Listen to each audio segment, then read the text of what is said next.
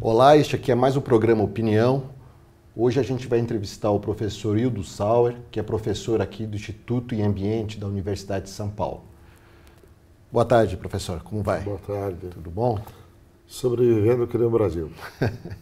Então, eu queria iniciar a nossa conversa discutindo um pouco uma questão que o professor vem falando em algumas entrevistas recentes, que tem a ver com as privatizações que estão sendo realizadas pelo atual governo Bolsonaro.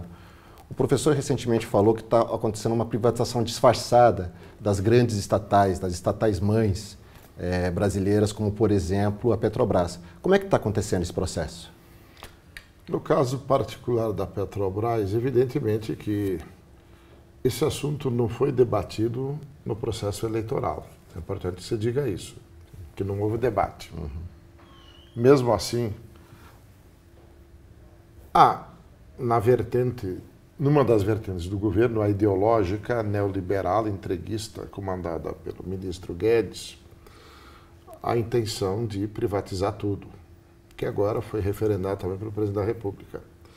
E um passo importante nessa direção, para viabilizar essa proposta não plebiscitada perante o povo, e que vai ter consequências trágicas para o país, como poderemos discutir mais adiante, está a autorização do Supremo Tribunal Federal de permitir que, mediante decisão da diretoria, seguindo alguns procedimentos ditos de transparência, a Petrobras pode privatizar qualquer subsidiária. Como a Petrobras, em função da Lei 9478, de agosto de 97, que é a lei do petróleo, a lei da política energética do Fernando Henrique Cardoso, que era para liberalizar o setor de energia, a Petrobras ia enfrentar a concorrência e, para isso, se fez a lei e um decreto que lhe deu uma certa agilidade, entre as quais a possibilidade de criar várias subsidiárias, várias empresas subsidiárias à Petrobras. Ela tem muitas. Então, para privatizar qualquer ativo hoje, basta que se transfira uma rede de gasodutos, uma refinaria, uma termoelétrica ou qualquer outro ativo para uma subsidiária e você vende a subsidiária. De maneira que, sem saber, talvez o STJ, o STF, permite que a Petrobras abra um grande feirão, venda tudo e, no limite, apenas vai ficar como ativo o seu CNPJ e a sede e uma diretoria, talvez, só o 23º andar onde ela opera. E mais grave ainda, porque pela mesma lei anterior e o decreto do Fernando Henrique, a Petrobras já tinha autoridade para fazer o que se chama farm-in e farm-out. Farm vem de fazenda de petróleo para dentro e para fora, que era a possibilidade de vender campos de petróleo ou comprar campos de petróleo mediante decisão única e exclusivamente da alçada da diretoria do Conselho, da Petrobras. Ela vem fazendo isso já. E a empresa de petróleo, seu maior ativo, depois da capacitação tecnológica dos seus recursos humanos, é que lhe permite encontrar, explorar, desenvolver a produção de petróleo, formar reservas e produzi-las. São as reservas que ela já tem. Empresa sem reservas morre, porque as reservas exauridas terminam. É que nem cortar o oxigênio dos seres vivos. O oxigênio da empresa de petróleo é a possibilidade de produzir o petróleo e encontrar novas reservas. Pois bem, ela já tinha essa possibilidade e tem exercido isto, e lamentavelmente já há mais tempo, não só agora, de entregar reservas. O Campo de Carcará é um exemplo, comprada por uma estatal norueguesa. Desse sentido, então, esse novo quadro institucional permite que, por decisão meramente administrativa, no âmbito da empresa Petrobras, ela possa simplesmente liquidar tudo o que tem de valor, se foi assim a orientação e se for o desejo, já anunciado pelo ministro Guedes, referendado pelo presidente da República, e quer privatizar tudo. Esse processo já começou já com a privatização da BR Distribuidora, né? já anteriormente com as empresas de gás, a TAG, que foi, aliás, objeto da decisão que retardou isto.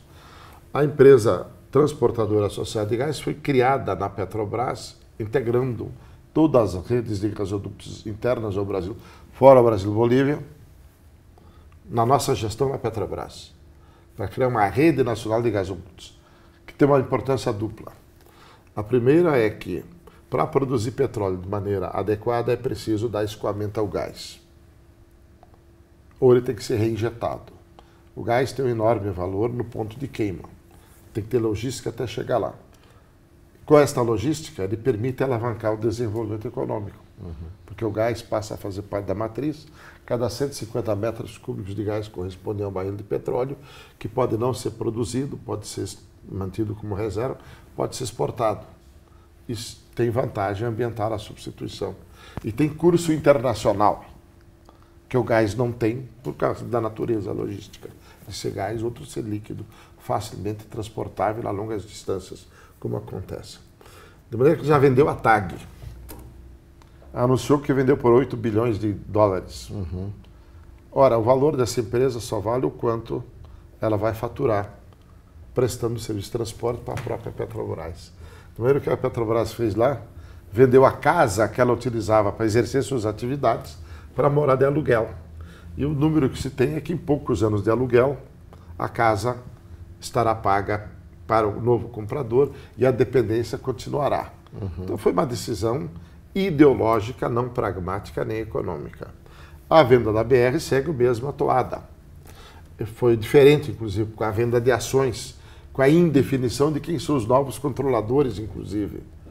É uma empresa de capital aberto pulverizado, aparentemente, a menos de que, o que não causaria surpresa, que tenha havido um acordo subterrâneo na alienação das ações, não revelado até agora, de que algum grupo hegemônico foi lá, arrebatou o núcleo fundamental de ações que vai lhe permitir impor o controle da gestão da empresa, podendo, neste caso, se vaticinar que, inclusive, possa ser empresas que concorrem no mercado, que, no mínimo, deveria ser proibido pelo CAD, que teve um papel deletério de impor à Petrobras acordos para viabilizar esse esfacelamento da empresa e de sua estrutura. Que tipo de acordos,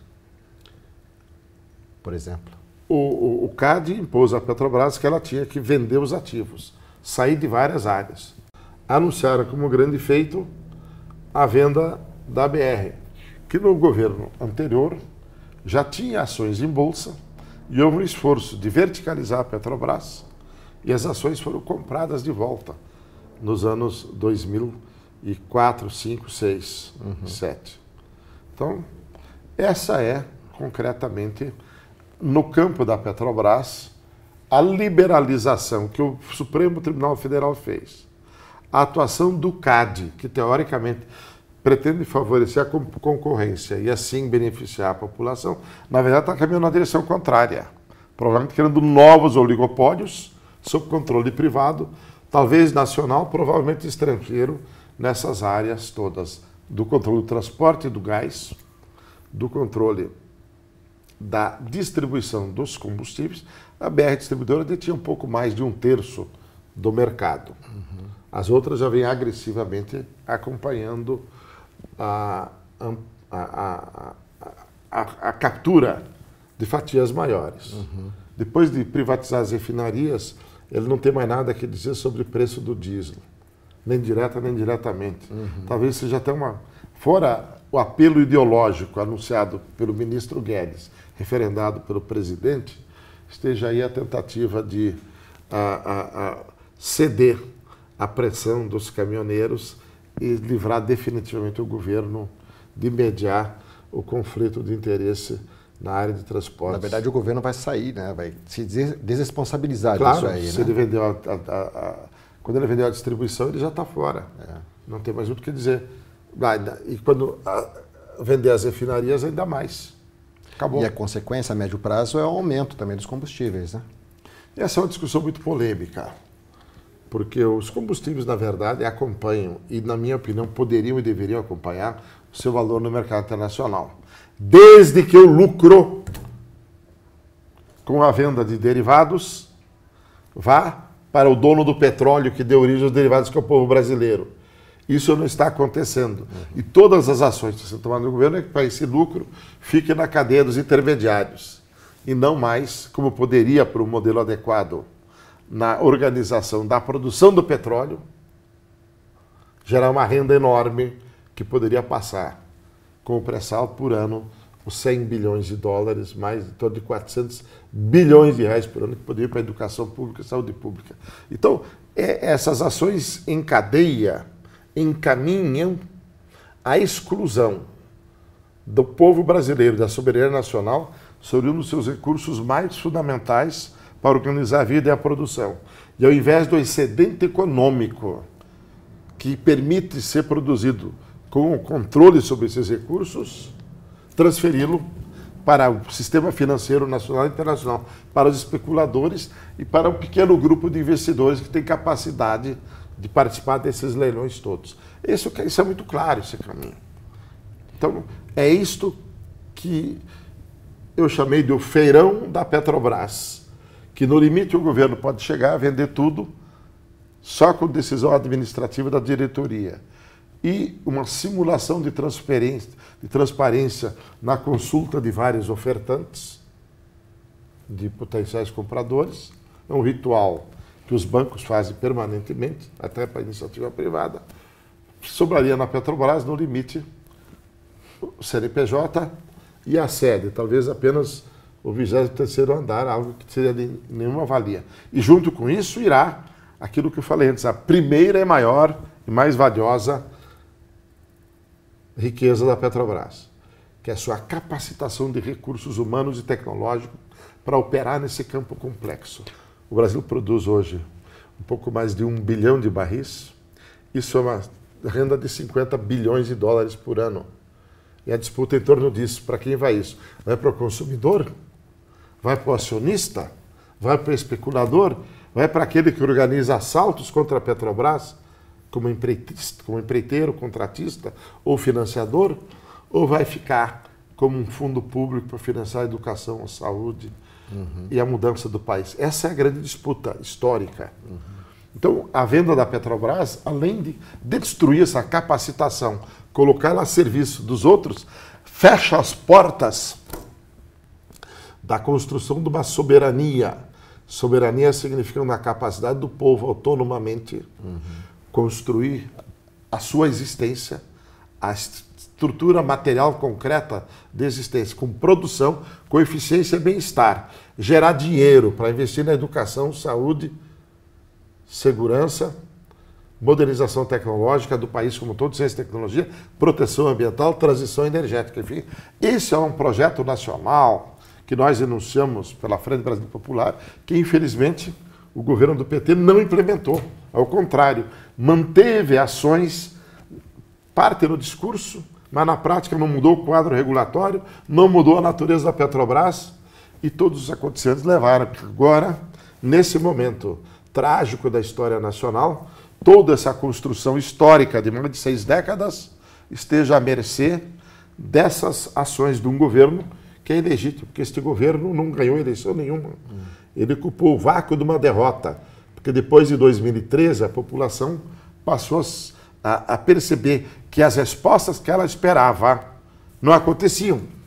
Então, sem mobilização popular que direcionasse esse anseio, sem capacidade do governo de então de organizar respostas, acabou com que a rejeição ao que estava aí prevaleceu e um governo sem propostas, de um oportunista ideológico, radical, neofascista, ocupasse o vácuo da derrota, ocupasse o governo e agora se vale de tudo isso para destruir uma construção histórica e social do povo brasileiro. A gente pode dizer que esse projeto econômico que está sendo aplicado no Brasil vai transformar o nosso país numa colônia? Obviamente que já está sendo feito isso no sentido moderno, né? De subordinação, de transferências desiguais. Quando nós desindustrializamos o país, isso já vem acontecendo há tempo, não é de agora. Nós reduzimos a produtividade média do trabalho brasileiro. Quando nós criamos instrumentos paliativos, temporários, necessários de evitar a fome, como o Bolsa Família, e o tornamos permanente ao invés de buscar uma saída, nós já caminhávamos naquela direção. Nós mantivemos o câmbio apreciado, de forma que nossa indústria não podia competir no mercado internacional. E quando a demanda interna era insuficiente, quando abrimos exageradamente com esse câmbio elevado as portas para a importação, nós destruímos o principal alavancador do crescimento econômico e da produtividade, que é a industrialização, em geral. Quando nós abrimos o setor elétrico, quando mantivemos a abertura do setor de petróleo sem necessidade, quando nós entregamos as telecomunicações, já no governo Fernando Cardoso, caminhamos para o papel subalterno. E todos os acordos estão sendo feitos, especialmente neste governo agora, caminham no sentido de ter um papel subalterno aos Estados Unidos, de irmão menor da União Europeia. Por isso, beija a mão deste governo em relação ao governo americano. Essa é a tragédia. Depois de uma hegemonia de um governo eleito sob a égide de ser democrático e popular, tivemos tanta incompetência e permitir que um ambiente desses aflorasse depois de uma hegemonia de 12, 13, 14 anos, aflorasse num governo que nasceu das entranhas do outro, de traição, mas de dentro, não foi o marciano. Temer não era marciano, não era tucano, fez parte do arcabouço, e depois a repulsa a esse sistema pela população entrega a liderança de um país tão importante para o planeta, e especialmente para os brasileiros, na mão de um grupo absolutamente destituído de visão da história, do passado, destituição de visão estratégica de futuro, e nos coloca à mercê de ações que parecem mais dignas de um Forrest Gump. Forrest Gump, pelo que conta o filme, pelo menos nada sabia, mas as circunstâncias o levaram para resultados favoráveis. Certamente, este filme aqui não levará a resultados favoráveis, ao contrário. A ideia de que se confunde o privado com o público, a ciência com mística, a estrutura de poder, de separação de Estado e religião, de reconhecimento da igualdade entre todos os seres humanos, sem discriminação de raça, cor, sexo ou de qualquer outra natureza, esbarra agora num caldeirão de confusões e expressa, naquilo que é mais importante do ponto de vista econômico, um papel extremamente subalterno. E este, pior de tudo, ainda com um mínimo de lavanda acadêmica que expressa o pupilo de Chicago. Sabemos que a escola de Chicago rendeu enormes sacrifícios e sofrimentos em todos os países onde ela foi hegemônica nos governos neoliberais. Paulo Guedes é dessa escola. Claro, da escola, teve no Chile, a escola de Chicago de suporte à ditadura sanguinária de Pinochet, que foi o primeiro laboratório neoliberal do mundo, secundado. Por isso Pinochet foi preso na Inglaterra, quando ele visitava sua dileta amiga Margaret Thatcher, porque ambos foram os iniciadores do neoliberalismo, que se espraiou depois sobre Ronald Reagan, de uma certa intensidade também na Alemanha com Kohl, que foi exatamente esse período do fim da hegemonia do sistema Bretton Woods, digamos assim, da democracia, social-democracia em escala mundial, para enfrentar o comunismo que ameaçava, a partir da União das Repúblicas Socialistas Soviéticas, o resto do mundo, se ele não respondesse. E, então, é isso que está aí. Então, de uma certa oferta, há um lustre de academia nisso que o Guedes propõe, porque o restante do governo é mais trágico. São manifestações de atraso, de ignorância, medievais, ignoram todo o avanço da humanidade desde os últimos 300 anos depois do iluminismo, a revolução científica. Mas parece que isso não está incomodando alguns representantes das nossas elites. Por exemplo, o presidente do Itaú, em uma entrevista recente, disse que não se sente incomodado com as declarações absurdas que o presidente Bolsonaro vem dando e que isso não vai atrapalhar a implementação das reformas. O que o professor pensa disso? Eu temo que eles estejam fazendo agora o mesmo que fizeram em 2013 e 2014. Depois de 2013, eles perceberam que a legitimidade da liderança do Partido dos Trabalhadores no seio da sociedade se esvaiu. Então, não mais o PT funcionava como um algodão nos cristais das contradições. Não servia mais como instrumento das elites para aplacar a justa indignação da população, dos trabalhadores, dos marginalizados. Dizendo, bom, já que ele não cumpre mais esse papel que nos serve, o tiramos. E tiraram. Fizeram lá o processo constitucional, trocaram pelo Temer, sabujo muito mais subalterno. Acho que eles vaticinam no seguinte, deixa lá o chefe das declarações fazer o que quer, contanto que continue entregando o que nós queremos. Reforma da Previdência para destruir o futuro do país. Porque a reforma da Previdência, obviamente, todo mundo sabe que vai tirar a renda. Se não há renda, com outros processos. Não há demanda. Se não há demanda, não há crescimento. Então é impressionante que esta elite, mas tem que ver que elas têm contradições nesse seio também. Os banqueiros e os grandes empresários se importam com o naco que lhes caberá. Não importa o quanto, o resto será terra arrasada, miséria, conflito. Essa é a impressão que eu tenho. Então, certamente, ele já tem um substituto mais lustrado, que deu muitas orelhas de livro, que dá entrevistas, e que, então, uma troca, continua a trajetória, agora com um pouco mais de lustre. Porque, aparentemente, o general vice-presidente tem se comedido nas declarações, tem se tentado mostrar uma antítese dos arroubos baseados na ignorância, no preconceito do outro, do titular. Mas parece que ambos cumprem um papel e a elite os apoia por isso. Porque para a elite o que importa é o naco que ela cogue. Ela não tem visão de futuro nem de passado. Essa é a tragédia brasileira de sempre, que se repete agora.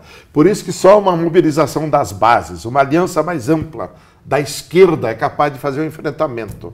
E, infelizmente, essa polarização entre os herdeiros de Lula e os fanáticos de Bolsonaro nos mantém prisioneiros e armadilhados, onde grupos minoritários, talvez 20, 25% de um lado, 20, 25% do outro, dão agenda e mantêm subordinados a essas agendas inaceitáveis, as ambas, 60% ou algo assim da população brasileira. E a agenda genuinamente de esquerda, aquela que tem o compromisso com a mudança, aquela que tem o compromisso com a autonomização de todo e qualquer cidadão e dos trabalhadores em particular, ela está sendo esquecida em nome de um debate falso. O debate verdadeiro é como reconstruir as bases da estrutura produtiva brasileira para produzir mais, produzir melhor, distribuir mais e melhor. Quais os instrumentos políticos que nós temos para fazê-lo? Quais os recursos? Aí eu volto. O mais importante era a Petrobras e o petróleo, a Eletrobras e as usinas hidráulicas, as usinas eólicas. A estrutura adequada para a distribuição e produção da agricultura. A terra é um recurso que não nasceu dos homens. Ele é da natureza, ele é da sociedade. Tem que ter finalidade social. O avanço da ciência e tecnologia, sem a qual estaremos nos apartando cada vez mais da produtividade. A proteção ambiental. Tudo isso são agendas que estão obnubiladas, que estão esquecidas, em nome de um falso enfrentamento que agora já vai lá, desde 2013, 2014 para cá. A Petrobras está no centro da disputa, porque lá é que tem o maior lucro sendo disputado, para ser simples. O pré-sal provavelmente tem mais de 100 bilhões de barris. E isso que está em disputa, isso que ninguém revela.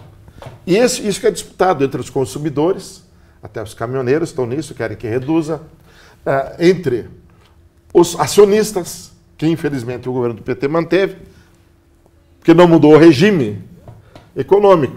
tem que sair da concessão e da partilha e para a prestação de serviços, onde você paga a Petrobras 10, 15 dólares por barril, e a diferença do Tesouro. E o Tesouro aplica investimentos públicos. Era essa tese que nós defendíamos e nós fomos expulsos do governo do PT. Essa disputa, ela era econômica. Não tinha nada de rivalidade pessoal, como dizem por aí, com ex-ministras, presidente, etc. Não, era a concepção de mundo, de entender o capitalismo. E está claro que nós tínhamos, infelizmente, razão, que tudo isso foi colocado à mesa, a partilhar nas negociações para manter o governo de coalizão, com o empresariado, o setor financeiro, nacional e internacional, e deu no que deu. Levou ao 2013 e levou ao que está aí hoje. Então, essa é a essência. Só que, para fazer o preço elevado, o Brasil trinque. Não necessariamente se filiar ao OPEP. Mas a Rússia é associada. Hoje chamam de OPEP+, que é a Rússia. O Canadá e o México foram convidados. O México participa das... O governo brasileiro, antes e agora, vem negando-se a sequer conversar. Ao contrário, estão dizendo que o petróleo vai acabar, que tem que tirar tudo logo. Então o Brasil é uma mula sem cabeça no mercado internacional de petróleo. Porque já tem a ameaça do shale. O shale americano está progressivamente crescendo, tem muito mais reserva de shale no mundo do que petróleo convencional. Então, a hegemonia da OPEP para impor preço pode desaparecer se houver uma coalizão de interesses para solapá-la. E quem lidera isso é o governo americano junto com a China. Porque a China quer petróleo mais barato. O governo americano quer, a União Europeia quer, a OECD quer. Porque com isso, esse excedente econômico vira produtividade e lucro dentro dessas economias. Não vai para os países que detêm reservas e que vão produzi-las. E o caso brasileiro é sui generis, porque além de ter descoberto isto, com tecnologia nossa, fruta de 60 anos da Petrobras, 50 naquele tempo, eu estava lá, eu ajudei a formular o plano estratégico de ênfase na exploração e produção, o Estrela liderou os trabalhos de campo, tivemos sucesso, e agora tudo isso está sendo usado contra nós. Já naquele tempo era difícil, não eram flores a disputa entre a direção da Petrobras e a direção política em Brasília, tanto que alguns de nós... O governo do Lula ainda, né? O governo do Lula, Dilma. Eu fui expulso do governo. Não teve vergonha de dizer o contrário. Mantive a dignidade e os valores e princípios.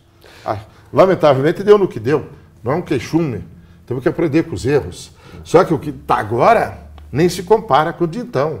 Então, essa é a disputa. O capitalismo disputa excedente, disputa lucro. Por isso que não me assombra que a elite brasileira, que você mencionou há pouco, se manifesta de maneira tão displicente quanto ao desrespeito aos direitos humanos, à igualdade, à democracia, à conspurcação contra a memória dos mortos, contra os que lutaram pela democracia, a favor do autoritarismo e de tudo, desde que entreguem. Porque para eles basta o naco superior. O restante, que inclusive inclui aí a grande maioria da chamada empresariado de médio e grande porte, não os ultra grandes, se sentem excluídos e, surpreendentemente, ninguém reage. Eu estou estupefato. Por isso, dei tanta ênfase à sua pergunta de como o Brasil está desmobilizado para enfrentar. Porque eu acho que essas forças dissonantes na pequena elite, para eles tanto faz. Entrega tudo, entrega o petróleo, entrega a Petrobras, entrega desde que eles tenham um pedacinho. Vão descobrir, como disse Bertolt Brecht, que o lugar deles no cenário internacional também será de subalternos, possivelmente. Vamos falar um pouquinho sobre a Eletrobras também, né? Que o governo anunciou que pretende privatizar a Eletrobras e suas subsidiárias, né? O que isso significa para o Brasil? É na mesma toada também da Petrobras? Eu acho que a Petrobras é mais grave pelo papel que o petróleo tem hoje, mas há décadas atrás a Petrobras tinha um papel hegemônico que foi de permitir organizar, junto com as empresas estaduais e algumas poucas privadas, a eletrificação do país, que era a segunda perna, a mobilidade, cavalos dando lugar a motores, transporte pulverizado em grande escala, coisa que as ferrovias do ciclo anterior do capitalismo do vapor não faziam, eram ponto a ponto. Então, e o Brasil detém um potencial hidráulico enorme e agora é eólico maior que o hidráulico, 3 ou 4 vezes mais, e tem capacidade de produzir sua matriz energética de fontes inteiramente renováveis, água hidráulica já existentes, tem os reservatórios que têm um enorme valor para integrar o maior recurso brasileiro que hoje é eólico, que é cerca de 3 vezes maior do que o hidráulico, e o solar, que é muito maior que todos, para coordenar a produção. Todos eles com custos menores do que qualquer outra fonte de gás, nuclear ou outras, para produzir energia. Então não falta fonte. Então exatamente agora que os reservatórios hidráulicos terão um papel não só, como tiveram até agora, de organizar o sistema para garantir energia, eles agora são essenciais. Os países da Europa, Estados Unidos, estão construindo baterias de íon lítio para armazenar a energia que é produzida em certas horas e usar nas outras, quando tem sol ou vento, e usar quando a demanda precisa. Aqui basta poupar água, deixa a água no reservatório, usa energia. Quando não tem nenhuma das outras fontes, usa a água dos reservatórios. Então, usa uma bateria natural. Então, o papel do setor hidráulico se tornou mais importante. O que eles querem é ficar donos disto para arbitrar o uso disto e extrair excedente. Dizer, não, esse reservatório vale muito, isso vai dar lucro para mim. Então, desfazer aquilo que o Código de Águas de 34, editado pelo Vargas, fez de que a água é um patrimônio público, que tem usos múltiplos para a garantia da vida, dessedentação de animais, para navegação, para irrigação e para a produção de energia, fique tendo cada vez mais sob controle privado. O que está em disputa é isso, é o excedente que pode ser extraído do controle desses recursos. Então, lamentavelmente, o sistema Eletrobras foi destruído pela MP 579, editada pela senhora Rousseff em 2012. Era presidente Dilma na época. Infelizmente. Não dá para esconder o sol com a peneira. Foi o começo da debacle. Ela sucumbiu à pressão da elite da Fiesp, que achou que fazer e vender energia hidráulica ao preço do custo de operação e manutenção ia melhorar o custo médio da energia. Não melhorou, porque o erro do governo Fernando Henrique, Lula e Dilma foi contratar usinas térmicas muito mais caras do que as necessárias. Então, vender toda a energia hidráulica barata nem contrabalança o todo. Só que também, assim como o petróleo pertence ao povo brasileiro segundo a Constituição, os potenciais hidráulicos também. A proposta nossa era o recurso hidráulico, nós vamos operá-lo, vender a energia pelo custo médio brasileiro, média entre o custo e as novas, e a diferença entre o custo e esse preço vai para fundo público. Ele pertence ao povo brasileiro, não se esqueça, 2,5 milhões de brasileiros vivem às escuras. É quase um Uruguai. Ainda hoje. É só aí no interior do Nordeste, principalmente. Aqui no São Paulo tem muito pouco. Mas na Amazônia, Nordeste, Centro-Oeste, muitas famílias vivem às escuras. Inclusive próximos a linhões, a hidrelétricas. Sim, isso é irônico. Muitos linhões passavam por cima. Tucuruí é um exemplo clássico. Os linhões por cima e o povo às escuras por baixo. Então, a ideia do setor elétrico era o mesmo. A Eletrobras já foi danificada. Era mais complexa, diferente do ponto de vista organizacional. Tinha as 4 grandes subsidiárias, Chesf, primeira, depois Furnas, depois Eletrosul, que já tinha sido vendida em parte pelo Fernando Henrique, foi reconstruída, e a Eletronorte, que era a agência de desenvolvimento. Assim como nos Estados Unidos, no New Deal, dos anos 30 a 40, eles fizeram a TVA e a Bonneville Power Authority, que eram empresas que organizaram as áreas mais miseráveis, fazendo estradas, fazendo energia, eletrificando e aumentando, mudando a vida. Elas tinham esse papel, não o concluíram e foram... Nos Estados Unidos, nem o governo mais neoliberal, nem o atual, nenhum fala em vender a TVA, em vender a BPA. Há muitas usinas que pertencem a cooperativas, há muitas que são operadas pelo Corpo de Engenheiros do Exército. Ninguém pensa sequer em privatizar aquilo. Isso é estratégico para eles, né? E faz parte da estrutura histórica de fazer a coisa funcionar. Porque a água tem cheias, tem um monte de recursos. Então agora estão querendo entregar a Eletrobras e com certeza no Brasil vai acontecer o que aconteceu no Chile. Privatizar o setor elétrico pelo preço depreciado, de valor de livro.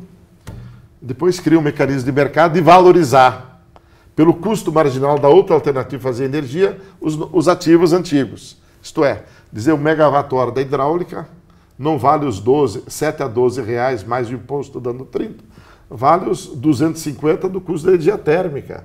Por que meu megawatt-hora, que faz o mesmo efeito, vai ter preço diferente? Isso já foi feito. Isso é no Chile. Aliás, o Guedes andou exercitando por lá. Então, para mim, está muito claro. Vou entregar o setor elétrico, a Eletrobras, valorizar tudo que ela tem de produção, mais o papel extraordinário que vai ter agora.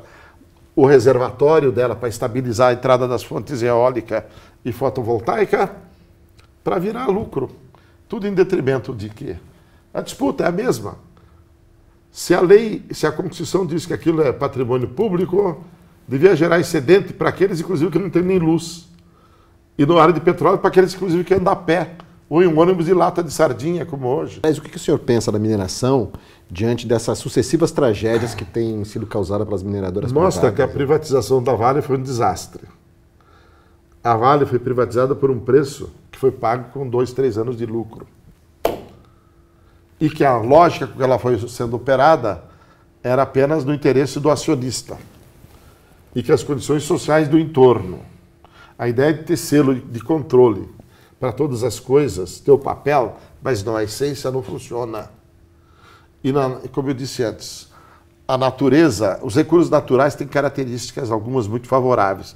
Petróleo, gás, recurso hidráulico, recurso eólico, a agricultura, as terras mais favoráveis e os potenciais minerais de alto valor, como era o ferro, o ouro, o nióbio e outros que nós temos no Brasil, na manganês e tal. E que a exploração deles deveria obedecer ao princípio de que eles são patrimônio do povo. A Vale foi criada naquele período keynesiano para cumprir esse papel. Foi privatizada em que governo? Fernando Henrique. Para cumprir esse papel. Se dissociar da sua história, do seu papel. O que se espera do petróleo, o que se espera do setor elétrico e de tudo mais, se não houver uma reação. E a reação tem que vir de baixo. Isso foi a consequência mais grave da despolitização das relações sociais no Brasil, nos governos da Frente Brasil Popular. Como é que o senhor alienação. Como é que o senhor analisa? Afastamento das bases.